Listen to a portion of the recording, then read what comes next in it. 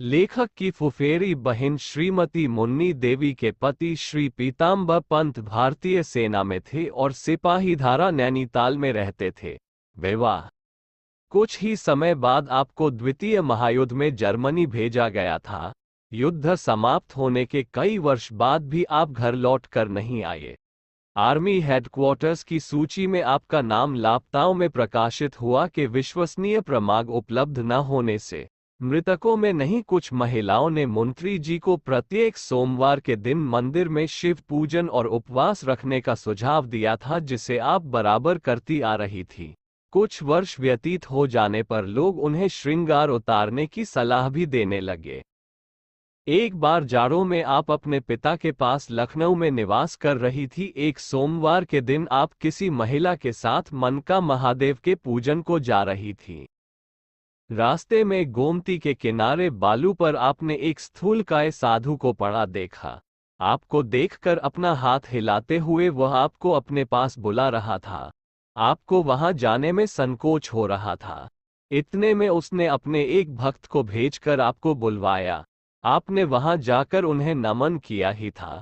वे बोल उठे, कहाँ जा रही है? पूजा करने। बैठ जा। पति कहाँ है? आपने अंतिम प्रश्न का सूक्ष्म उत्तर दिया, पता नहीं। बाबा कहने लगे, फौज में है। विधवी नहीं आती? आ जाएगी। अपनी उस नैराश्यपूर्ण स्थिति में मुत्री जी कहती हैं कि उनको बाबा के शब्दों से अपने पति के जीवित होने का जो भरोसा हुआ, उस प्रसन्नता में वे आत्मनियंत्रण खो बैठी और रोने लगी। बाबा धाधस बधाते हुए बोले, कक दिवस जननी पिए कपिन सहित अहि रघुवीरा, घबरा मत। उसकी चिट्ठी आएगी और वह भी आएगा।